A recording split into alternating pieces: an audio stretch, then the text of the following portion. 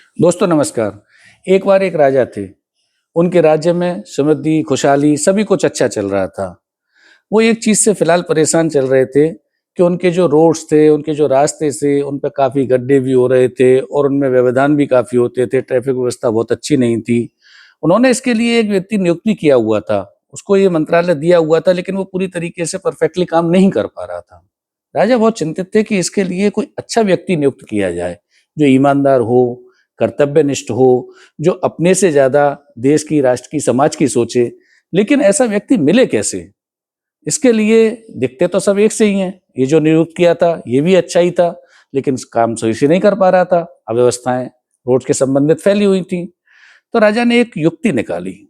उन्होंने क्या किया, रोड के बीचों-बीच में एक बड़ा-सा पत्थर रखवाया और खुद रोड के किनारे जाकर पेड़ के पीछे छुप गए। अब वो वहां से देखने लगे।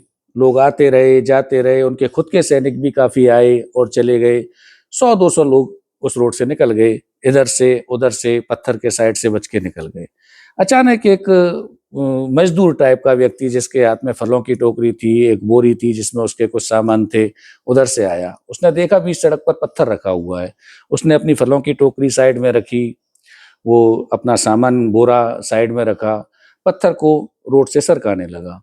बहुत मुश्किल हो रही थी क्योंकि पत्थर भारी था, लेकिन फिर भी उसने अपना पूरा श्रम, पूरे मेहनत लगा के और उस पत्थर को धीरे-धीरे रोड के किनारे सरका दिया। सरकाने के बाद उसने अपनी फलों की टोकरी उठाई, बोरा उठाया, उसे अचानक नज़र आया पत्थर के नीचे कुछ था। उसने देखा एक थैली थी जिसमें स्वर्ण मुद्राएँ थीं। उसने वो स्वर्ण मुद्राएँ लीं और एक कागज़ था जिस पर कुछ लिखा हुआ था। उसने देखा उस पर लिखा हुआ था, मैं इस राज्य का राजा, तुम्हें तुम्हारे इस कार्य के प्रशंसा स्वरूप उपहार देता हूँ, इसे स्वीकार करो और कल सुबह आकर दरबार में मुझसे मिलो। वो व्यक्ति कल सुबह दरबार में आया। राजा ने उसे रोड्स का या उस तरह के पूरे विभाग का मंत्रालय नियुक्त कर दिया। उसको मंत्री बना दिया। उसको इन सारी जिम्मेदारियों को उस व्यक्ति को सौंप दिया। राज्य की व्यवस्थाएं अच्छे से चलने लगी। खैर ये तो राजा और मंत्री की और उस राज्य की बात हुई।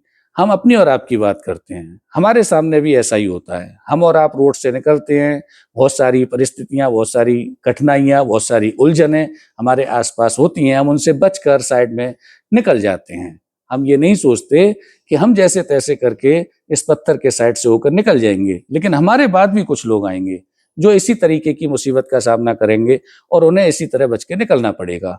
अगर आप चाहते हैं कि आपके आने वाली पीढ़ी इन उलझनों का सामना नहीं करे, तो आज जो पत्थर आपको आपके सामने दिखाई देता है, उसे पूरी ताकत लगाकर साइड में कर दीजिए, जिससे कि आपके आने वाली पीढ़ी के लिए एक सुगम और सरल प्लेटफॉर्म मिले, सरल रास्ता मिले और वो अपना मंजिल उस रास्ते पर चलकर पा सकें। इसके लिए आवश्यकता है कि आपको आज की उलझनों से बचकर नहीं निकलना है, मजबूती से उसका सामना करना है, उन्हें परास्त करना है, उस पत्थर को साइड में करना है, उन उलझनों को हटा देना है, उनको सॉल्व करना है और अपने आने वाली पीढ़ी के लिए एक सुगम रास्ता बनाना है, जिससे कि वो उस पर अपनी मंजिल प्राप्त कर सकें। हमारा आज का यही संदेश था। उम्मीद है आपको ये कहानी पसंद आई होगी। अगले हफ्ते फिर मिलेंगे एक नई कहानी के साथ। नमस्कार।